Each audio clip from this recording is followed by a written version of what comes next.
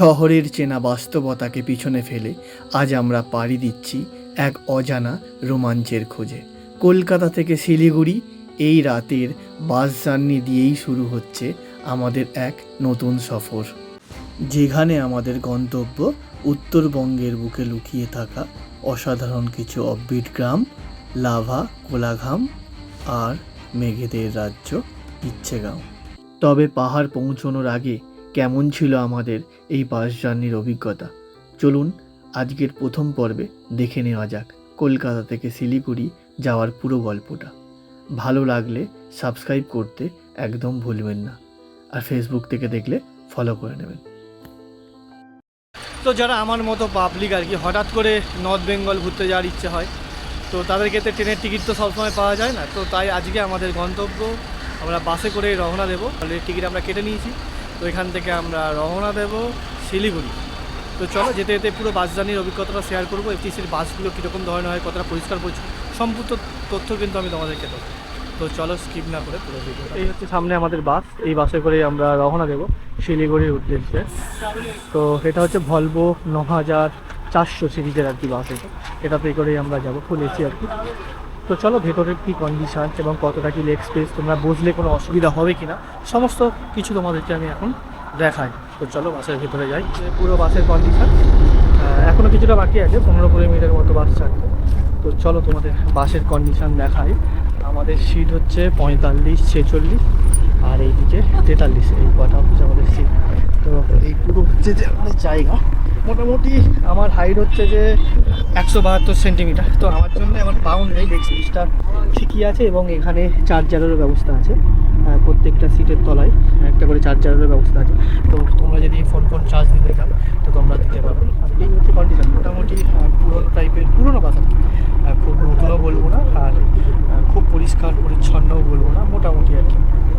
তো জাস্ট হঠাৎ করে নর্থ বেঙ্গল যারা প্ল্যান করছো তাদের জন্যে পারফেক্ট হতে পারে, কারণ নেই আমার থেকে কানামা ভালোই আর কি, যারা ট্রেনের টিকিট পাচ্ছ। চলো এতে করেই যেতে হবে।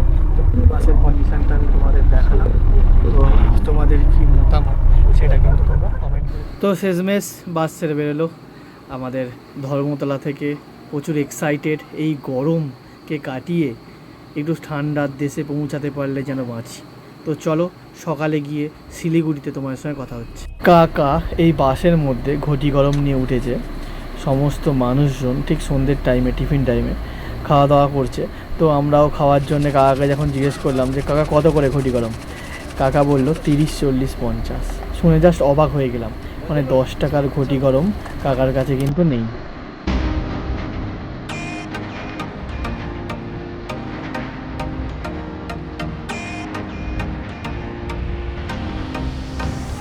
এখন বাজে ঘড়ির কাঁটায় 10টা 50। তো আমরা এই সবে এসে পৌঁছালাম কৃষ্ণনগরে। আর এই হচ্ছে আমাদের এসবিএসটিসির ভলভো 9400 সিরিজের বাস। আর তার সঙ্গে আমরা এই জায়গাতেই কিন্তু রাতের খাবার সারবো। আমরা বাড়ি থেকে তরকারি আরে করে নিয়ে এসেছি, ওই দিয়েই মোটামুটি আজকে আমাদের রাতের খাওয়া হবে। তো আর এই জায়গাতে খুব সুন্দর একটা পরিবেশ, এটা বেশ পরিষ্কার পরিচ্ছন্ন। এখন বাজে ভোর 5টা, তো দেখতে দেখতে ভোর হয়ে গেল। তো কি বলবো তোমাদের, এক কথায় যাচ্ছে তাই অবস্থা, কারণ গোটা রাত আমরা প্রায় রাত 2টো থেকে ফারাক্কার জ্যামে আটকে পড়ে আছি। এখন বাজে 5টা, তো এখনও অলরেডি আটকে পড়ে আছি, এখনও ব্রিজের ওপরে, ফারাক্কার যে ব্রিজের ওপরে দেখো আমরা দাঁড়িয়ে আছি। নদীটাও দেখা যাচ্ছে, রেল লাইনটাও দেখা যাচ্ছে, ফারাক্কা পোলের ওপরে, ব্রিজের ওপরে যে রেল লাইনটা। তো এই হচ্ছে কন্ডিশান, যে শুধু যে আমাদের এই এসবিএসটিসির সরকারি বাস বলে তাই নয়, যত বড় বড় কোম্পানির বাস আছে নর্থ বেঙ্গলের, সমস্ত বাস কিন্তু এই জ্যামেতে আটকে পড়ে আছে। খুব খারাপ অবস্থা।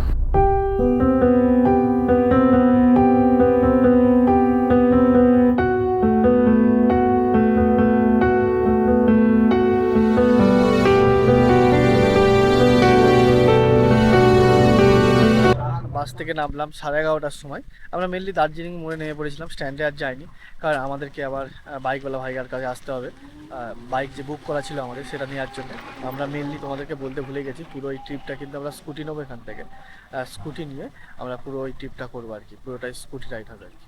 তো এই ছিল পুরো জার্নি কি বলবো তোমাদেরকে, আমাদের পুরো জ্যাম করে পুরো একদম শেষ করে দিয়েছে বাসটা। তো শেষমেশ নেমেছি 11:30টার সময়, এবার এখনও প্রায় প্ল্যানিং চলছে। তো চলো, এই ছিল পুরো বাস জার্নির ভিডিওটা। কেমন লাগলো অবশ্যই তোমরা কমেন্ট করে জানিও। আর যারা বাসে আসতে যাও হাতে কিন্তু একটু টাইম নিয়ে বেরোবে, কারণ যা জ্যাম হচ্ছে রাস্তায় কিছু বলা যায় না কখন হবে। আমাদের 4 ঘন্টা লেটে প্রায় বাস ঢুকলো, 4 ঘন্টা, সরি 5 ঘন্টা লেট। তো চলো, এই ভিডিওটা এই পর্যন্তই। নেক্সট ভিডিও নিয়ে খুব তাড়াতাড়ি দেখা হচ্ছে। আরও যদি তোমাদের কিছু জানার থাকে এই আহ, আমাদের কলকাতা থেকে শিলিগুড়ির এই এসবিএসটিসির বাসের জার্নির কোয়ারি যদি আরও কিছু থাকে তোমরা কমেন্ট বক্সে লিখে জানাও, আমি তোমাদের সমস্ত অ্যান্সার দিয়ে দেবো। চলো বাই, নেক্সট ভিডিও নিয়ে তাড়াতাড়ি দেখা হচ্ছে। আর যারা প্রথমবারের জন্য দেখছো ইউটিউব থেকে দেখলে সাবস্ক্রাইব করে নাও, ফেসবুক থেকে দেখলে ফলো করে নাও। চলো বাই।